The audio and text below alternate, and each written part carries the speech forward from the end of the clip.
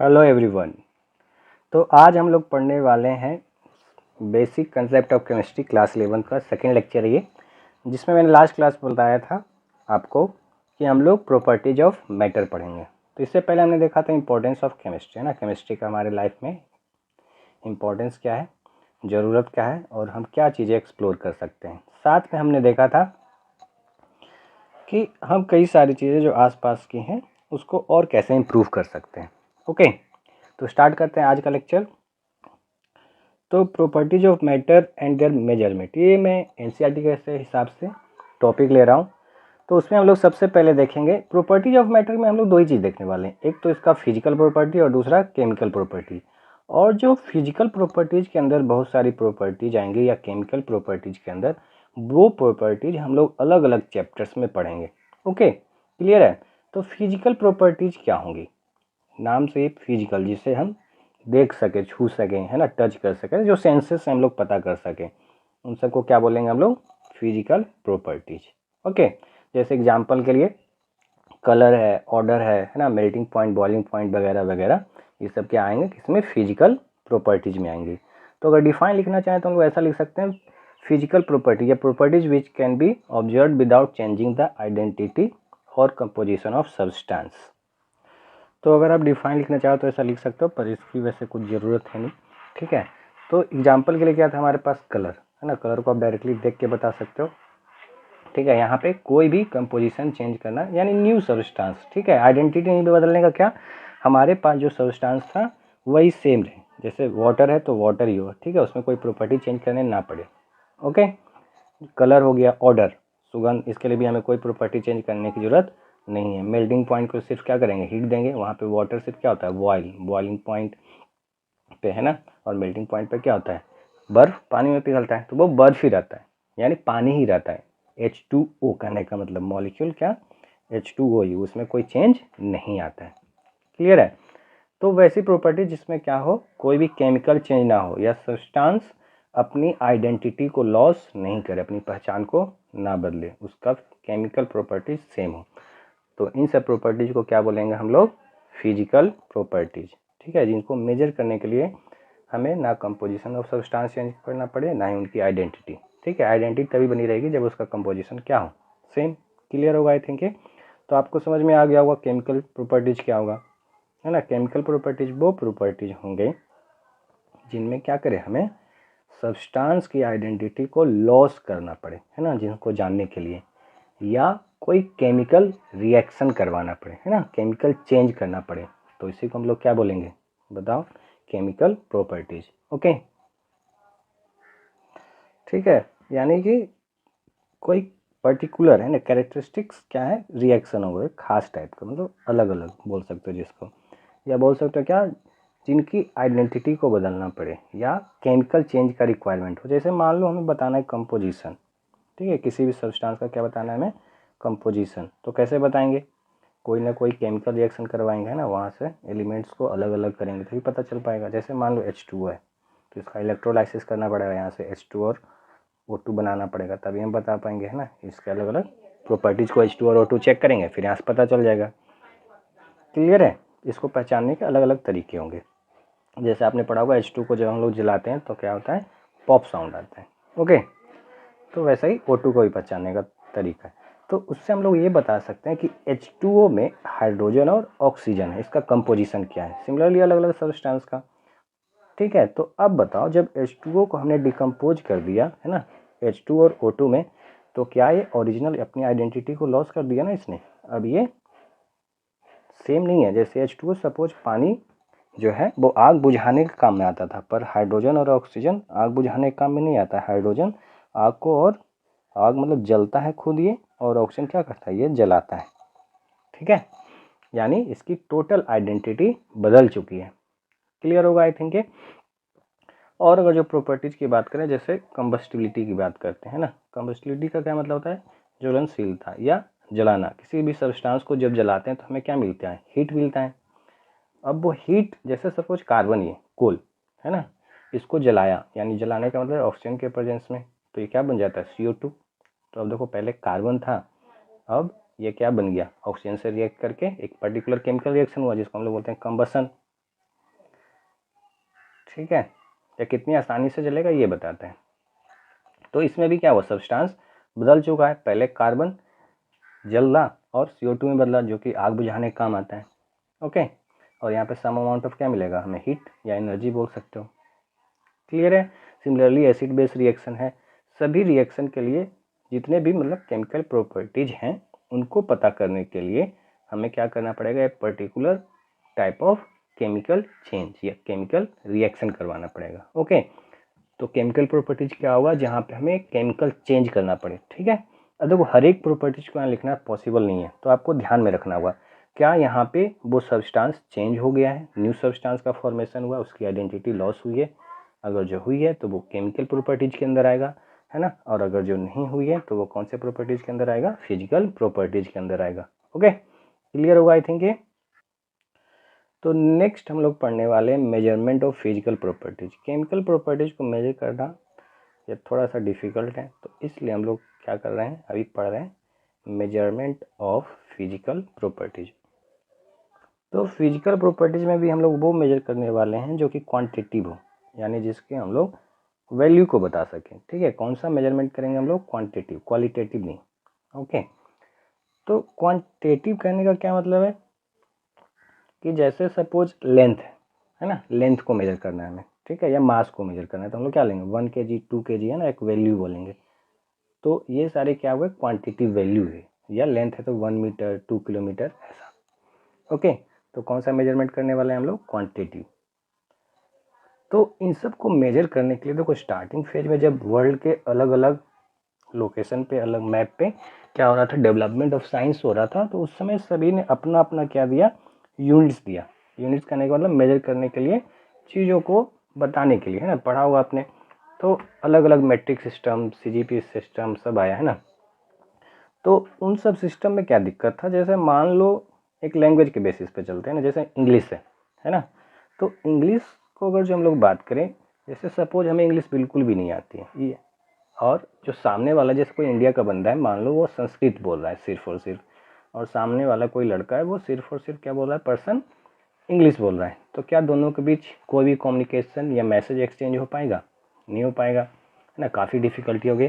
Similarly अगर जो English system वाला और मैट्रिक सिस्टम में मेजरमेंट क्या हुए अलग अलग, है ना, जैसे मैंने बोला सपोज 2 मीटर, और उसने कुछ नया यूनिट्स में बोला लेंथ को कुछ और सपोज जिसमें हम लोग नहीं जानते हैं, कोई सा भी बोलते हैं, जैसे 2 पाउंड बोल दिया सपोज, ठीक है, इसने 2 मीटर बोला और उसने 3 पाउंड बोला, सेम इस लेंथ को। ओके, तो अब ये आदमी कैसे समझेगा कि 2 मीटर का कितना लेंथ है या 3 पाउंड का क्या मतलब है, दोनों कंफ्यूज होंगे, है ना। तो इन सब से बचने के लिए क्या बनाया गया, इंटरनेशनल सिस्टम ऑफ यूनिट्स, ठीक है, जिसको हम लोग बोलते हैं क्या, शॉर्टकट में SI यूनिट्स। ठीक है, SI यूनिट्स, या ये जो यूनिट्स बनाए गए सभी देशों के साइंटिस्टों ने मिलकर बैठ के बनाया इसको, जो कि लागू होगा, यानी एप्लीकेबल होगा हर एक वर्ल्ड के पार्ट में, है ना, सिमिलर। जैसे मैंने बोला यहाँ पे 1 मीटर, तो हर जगह 1 मीटर की वैल्यू क्या होगी, सेम। ऐसा बोल सकते हो हर जगह 1 मीटर की वैल्यू क्या होगी, 100 सेंटीमीटर। सिमिलरली अगर जो मैंने बोला 1 kg, तो हर जगह 1 kg का वैल्यू क्या होगा, 100 ग्राम, या पाउंड में होगा तो कुछ पाउंड में चेंज करके इसके इक्वल होगा, है ना। यूनिट कन्वर्जन आपने पढ़ा होगा पहले, या पता होगा आपको, जैसे डॉलर है तो रुपये में कन्वर्ट करते हो, है ना, हर एक चीज़ को। तो SI बनाएगा एक मार्क, जैसे होल मार्क का होता है ना, गोल्ड को अगर जो मेजर करना में प्योर गोल्ड तो 24 कैरेट बोलते हैं, तो वैसा ही सिमिलरली यूनिट्स का भी क्या बना, SI, और जिसको हम लोग क्या बोलते हैं, फुल फॉर्म क्या है उसका, the international system of units. तो इस इंटरनेशनल सिस्टम ऑफ यूनिट्स में क्या बनाया गया, कुछ फिक्स्ड यूनिट्स बनाए गए हैं ना, 7 फंडामेंटल यूनिट्स जिसको बोलते हैं, या बेस वैल्यू जिसको हम लोग बोलते हैं, जिससे सारी चीज़ें क्या होंगी, डिराइव। 7 बेस यूनिट से क्या होंगी, सारी जितने भी यूनिट्स हैं डिराइव, या जिसको हम लोग बोलते हैं फंडामेंटल यूनिट्स। 7 फंडामेंटल यूनिट्स हैं जिसको याद रखना है आपको, और पढ़ते पढ़ते धीरे धीरे अपने याद होगा, या आपने पहले भी पढ़ा है तो याद ही होगा आपको, ठीक है, जिससे हम क्या करेंगे, हर एक चीज़ को दूसरे यूनिट्स इसी से आएंगे। ओके, तो ये 7 फंडामेंटल यूनिट्स क्या है, पता ही होगा आपको क्या क्या है। एक तो लेंथ है, हाँ बोलो बोलो जल्दी जल्दी, मास, रोड, और टाइम, है ना, शॉर्टकट में लिख रहा हूँ, करंट, टेम्परेचर को टी से लिखते हैं ना, और अमाउंट ऑफ सब्सटेंस मोल जिसको एन से लिखते हैं हम लोग, और ल्यूमिनस इंटेंसिटी जिसको हम लोग आई से लिखते हैं। ये भूल जाते हैं लोग, है ना। इसको पढ़ोगे दोबारा तो मतलब बार बार पढ़ोगे तो याद रहेगा। तो बस मैं उसको लिख दे रहा हूँ, उसका 7 बेस यूनिट्स और उनके क्या सिंबल, और एसआई सिस्टम में क्या है उनके नेम और यूनिट, ठीक है, और सिंबल। ओके, तो ये है 7 फंडामेंटल यूनिट्स। जैसे लेंथ है, अच्छा ये थोड़ा सा दिखने में दिक्कत हो रहा है, उसको मैं अलग कर देता हूँ, ठीक है। लेंथ, तो लेंथ का क्या है सिंबल, एल से लिखते हैं हम लोग, है ना। और ऐसा यूनिट क्या है उसका मीटर, और उसका सिंबल क्या है एम। ओके, आसान है, length small L metre M, है ना। ऐसा यूनिट क्या है मीटर। मास है तो मास को क्या लिखते हैं हम लोग एम, और ऐसा यूनिट क्या है इसका किलोग्राम। यानी अगर जो पूछे हमसे मास के बारे में तो हम लोग एसआई में पूछे ना, एसआई यूनिट ऑफ मास। जैसे पूछे आपसे, सपोज आपने सब्जी मंडी से कुछ सब्जी लाया, है ना, फ्रूट्स लाया या कोई भी आइटम लाया, तो उसका मास क्या है तो हम लोग एसआई यूनिट में बताओ तो हम लोग किस में बताएंगे किलोग्राम में, केजी में। Simple as that. आपसे टाइम पूछे, जैसे आपको मार्केट जाने में कितना टाइम लगा, स्कूल आने में कितना टाइम लगा, या घर में पढ़ने में कितना टाइम लगा, आपने कितना टाइम दिया, तो आप क्या बोलोगे आवर में जनरली हम लोग बोलते हैं ना। पर अगर आपसे बोले ऐसा यूनिट में बताओ तो आप क्या बताओगे सेकेंड्स में। ओके, सिमिलरली इलेक्ट्रिक करंट है, आपने पढ़ा होगा है ना, कितना एम्पियर करंट आपके घर में आता है, 5 एम्पियर 2 एम्पियर। तो उसका सिंबल क्या होता है करंट को लिखने का आई, और ऐसा यूनिट क्या होता है उसका एम्पियर, और एम्पियर ऐसा यूनिट का सिंबल क्या है ए। सिमिलरली टेम्परेचर का टी है तो आप सभी जानते होंगे, इसका ऐसा यूनिट केल्विन और के होता है। अमाउंट ऑफ सब्सटेंस को हम लोग कैसे लिखते हैं एन, मोल को, है ना। और ऐसा यूनिट क्या होता है मोल, और मोल को सिंबल में कैसे लिखते हैं MOL, ठीक है। मोल ही पढ़ते हैं उसको दोनों को। और ल्यूमिनस इंटेंसिटी है, यानी कि कोई भी लाइट, जैसे मान लो ये कोई सरफेस है, यहाँ पे लाइट का प्रेजेंस है ना, या जैसे देखते हो एग्जाम्पल लेते हैं धूप वाले से, ठीक है। सुबह सुबह अगर जो हम लोग बोलें तो सन को हम लोग आसानी से देख पाते हैं ना, रेड कलर का, पूरा रेड कलर का हमको सन दिखते रहता है। लेकिन जैसे जैसे सूरज ढलते जाता है या फिर दिन चढ़ते जाता है ना, तो वैसे वैसे क्या होते जाता है इंटेंसिटी उसकी बढ़ते जाती है। क्या हम उसको देख पाते हैं, नहीं देख पाते हैं, यानी उसकी इंटेंसिटी क्या होगी बहुत ही ज़्यादा हाई, है ना। तो इसको हम लोग क्या किस में मेजर करते हैं IV, ठीक है। यूनिट क्या होता है ऐसा यूनिट कैंडेला, शॉर्टकट में क्या लिखते हैं, यानी सिंबल है क्या है उसका CD। ओके, क्लियर होगा आई थिंक ये। और इन्हीं बेस यूनिट से हम लोग बाकी सारी चीज़ों को डिफाइन करते हैं। जैसे समझने के लिए देखो, हमें सपोज बताना है स्पीड के बारे में, ठीक है। तो स्पीड को हम लोग क्या मेजर करते हैं बताओ, डिस्टेंस पर यूनिट टाइम, ठीक है। डिस्टेंस पर यूनिट टाइम, शॉर्टकट में डिस लिख रहा हूँ, वो वाला डिस नहीं, है ना, डिस कर दिया वाला नहीं। तो डिस्टेंस किस में लिखेंगे ऐसा यूनिट मीटर, टाइम का क्या है सेकेंड, देखो यहाँ से लेंथ, डिस्टेंस मतलब लेंथ ही है, और टाइम का मतलब सेकेंड, तो मीटर पर सेकेंड। सिमिलरली अगर जो कुछ और लिखना है, ठीक है, जैसे मान लो एक्सेलरेशन के बारे में, तो एक्सेलरेशन क्या होता है change of velocity per unit time. तो change of velocity per unit time, velocity क्या होता है मीटर पर सेकेंड, और per unit time per second square हो जाएगा, है ना। यानी जितने भी यूनिट्स हैं वो सारे इन्हीं पे बेस्ड होंगे, ठीक है, इन्हीं से डिराइव होंगे, या उनका जो यूनिट लिखेंगे तो यही 7 फंडामेंटल यूनिट्स ही आएंगे, ठीक है। जैसे मान लो फोर्स का लिख दो आप, ठीक है। तो फोर्स क्या होता है न्यूटन, और न्यूटन को क्या लिखते हैं हम लोग kg metre per second square, ठीक है। मास इंटू एक्सेलरेशन होते हैं तो पता ही होगा, तो kg metre per second square. Okay, देखो इसमें भी क्या है ऐसा यूनिट्स में लिखा था हमने, सभी में मीटर पर सेकेंड स्क्वायर सब क्या है ऐसा यूनिट है, देखो क्लियर होगा आई थिंक ये। ओके, तो इन सब को हमें याद रखना है। उसके बाद अगर जो हम लोग बात करें तो एक और है, ये कुछ प्रीफिक्सेस हैं जिनको आपको याद रखना है, ठीक है। जैसे एक्टो, जेप्टो, एटो, फेम्टो, पिको, नैनो, माइक्रो, मिली, सेंटी, डेसी, डेका, ये सब है। इन सब को क्या रखना है आपको याद रखना है। ओके, जैसे मान लो कहीं कहीं पे ऐसा लिखा मिलेगा आपको कि जो लिखा है नैनोमीटर, ठीक है। एन का मतलब क्या हुआ यहाँ पे देखो नैनो, और एम का मतलब हमने पढ़ा ऐसा है मीटर, तो नैनोमीटर लिखा मिलेगा, ठीक है, या नैनोमीटर पूरा ही लिखा मिलेगा।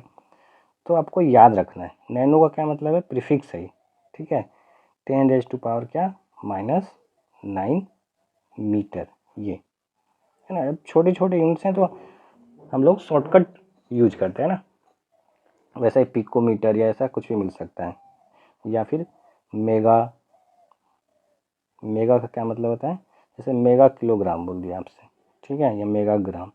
तो मेगा देखो क्या है, कैपिटल एम से लिखते हैं ना, और 10⁻⁻ क्या है, 6, तो 10⁻⁶ kg शॉर्टकट, या सिंपली किलो ही बोल दो। किलो का क्या मतलब होता है, 10⁻3, ठीक है, किलो मीटर या किलोग्राम, ओके। आसान है, इसको सेंटीमीटर है जैसे, तो सेंटीमीटर का क्या मतलब होता है, 10⁻², ठीक है। सेंटी और मीटर लिखेंगे तो मीटर आ जाएगा वहाँ पे, ओके। यहाँ पे जैसे दिया हुआ याद रहेगा, इसको याद रखना है, ये याद बार बार पढ़ोगे तो अपने आप याद हो जाएगा, ओके। ये क्वेश्चंस में आपको हमेशा मिलेंगे, याद रखना इस चीज़ को। एक और है, इसको याद रखना, एक है एंगस्ट्रॉम होता है, ठीक है, जिसकी वैल्यू क्या होती है, 10⁻⁻10। तो आपको मिल जाएगा एंगस्ट्रॉम, मीटर में मिल सकता है या कुछ में, जो इसमें भी पूछा है, सेंटीमीटर, डेसीमीटर, तो एंगस्ट्रॉम मीटर अगर जो बोले तो एंगस्ट्रॉम का क्या मतलब होगा, 10⁻⁻10, ओके। क्लियर है ये। तो आज की क्लास यहीं पर रखते हैं, नेक्स्ट क्लास में हम लोग पढ़ेंगे साइंटिफिक नोटेशन, अनसर्टेनिटी, मेजरमेंट वगैरह, ठीक है। और जो हमने मास वगैरह पढ़ा उनको एक डिटेल एक्सप्लेनेशन थोड़ा सा देखेंगे और उनका कन्वर्जन देखेंगे, ओके। तो आज का लेक्चर यहीं तक रखते हैं, फिर मिलते हैं नेक्स्ट वीडियो में। Thank you.